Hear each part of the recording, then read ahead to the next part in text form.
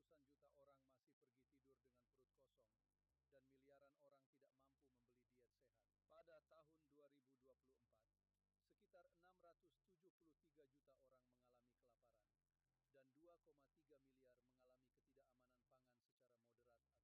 Dengan tren saat ini, lebih dari 600 juta orang masih akan kelaparan pada tahun 2030, yang berarti dunia akan gagal mencapai target nol kelaparan, kecuali ada perubahan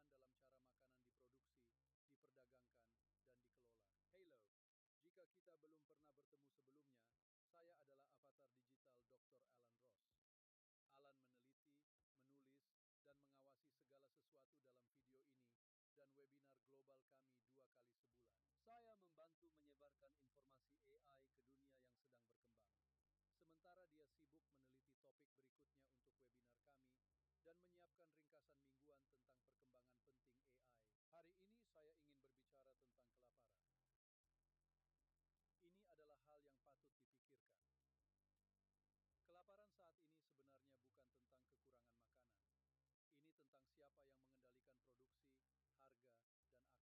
sibuk meneliti topik berikutnya untuk webinar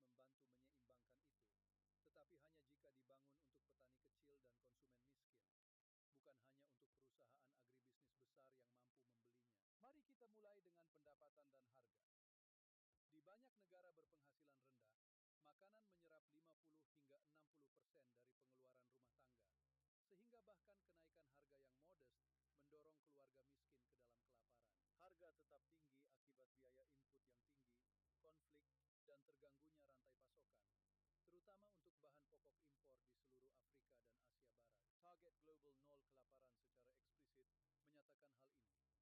bukan hanya untuk perusahaan agribisnis besar yang mampu membelinya. Mari kita mulai dengan pendapatan dan harga. Di banyak negara berpenghasilan rendah, makanan menyerap 50 hingga 60% dari pengeluaran rumah tangga, sehingga bahkan kenaikan harga yang modest mendorong keluarga miskin ke dalam kelaparan. Harga tetap tinggi akibat biaya input yang tinggi, konflik, dan terganggunya rantai pasokan, terutama untuk bahan pokok impor di seluruh Afrika dan Asia Barat. Target Global Nol Kelaparan secara eksplisit menyatakan hal ini. Bukan hanya tentang ketersediaan makanan yang aman, tetapi juga tentang pendapatan yang memadai.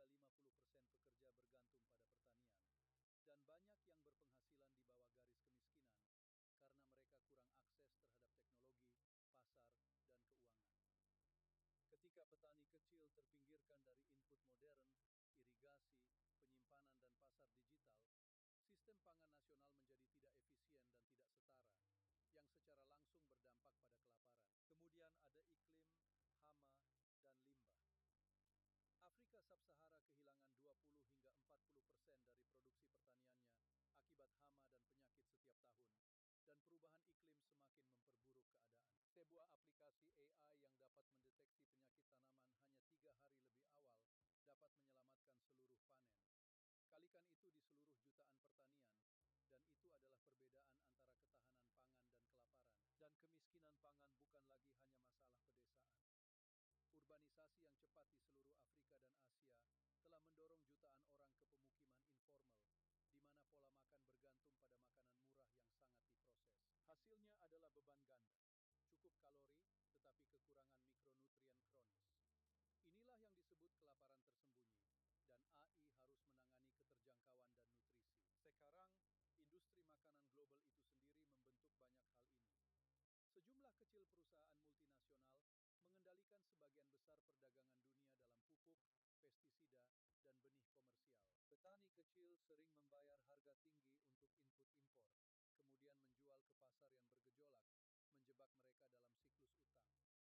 Alat agronomi AI harus sesuai dengan realitas petani kecil. Ketika intelijen pasar hanya berada di tangan pedagang besar, negara-negara miskin tetap terpapar pada lonjakan harga yang tiba-tiba. AI dapat membantu pemerintah dan petani memprediksi harga dan mengelola stok. Di banyak negara berkembang, jaringan retail modern dan waralaba makanan cepat saji berkembang lebih cepat daripada pasar segar lokal, membentuk pola makan melalui merek dan harga.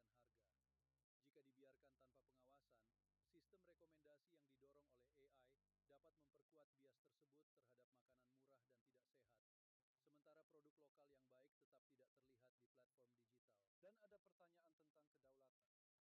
Ketika citra satelit dan peta tanah dimiliki oleh perusahaan asing, pemerintah dan pengusaha lokal kehilangan kemampuan Jadi, seperti apa ini jika dilakukan dengan baik?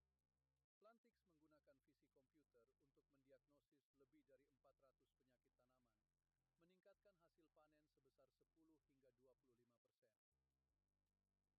Hello Tractor, secara efektif merupakan Uber untuk traktor, beroperasi di Nigeria, Kenya, Sudan, dan Zambia, membawa pertanian mekanis kepada lebih dari 500.000 petani kecil. Sistem peramalan banjir Google memberikan peringatan 7 hari sebelumnya kepada sekitar 360 juta orang di seluruh Asia Selatan, mengurangi kerugian pertanian dan menyelamatkan nyawa. Dalam akses pasar, alat AI mobile di bawah misi pertanian digital India memberikan petani harga secara real-time, sehingga mereka tahu kapan dan di mana untuk menjual. Secara regional, gambarnya bervariasi. Afrika Sub-Sahara memiliki inflasi tinggi, tetapi alat seperti Plantix sudah mengurangi kerugian. Asia memiliki AI yang maju, tetapi masih memiliki ratusan juta orang yang tidak aman pangan. Jadi, apa yang harus dilakukan pemerintah selanjutnya? Mengintegrasikan AI ke dalam layanan ekstensi, berinvestasi dalam infrastruktur data publik, dan melindungi keterjangkauan melalui kebijakan perdagangan. Ini adalah kesempatan nyata bagi para pengusaha juga.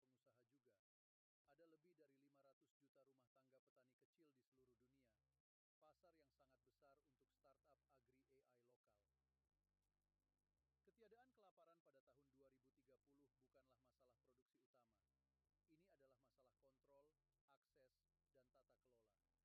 Bangun untuk petani kecil, dan ketiadaan kelaparan menjadi target yang realistis. Alan mendirikan IAAD, WAAA, dan Jaringan Advokat AI Global, GAAN, untuk mendorong tindakan. Bergabunglah dengan jaringan global kami untuk berbagi informasi dan mempercepat ekonomi. Video ini berdasarkan artikel Alan di LinkedIn. Unduh buku panduan dalam 31 bahasa tentang dampak AI dari situs web kami, dan bergabunglah dengan webinar global 2 bulanan kami. Silakan suka,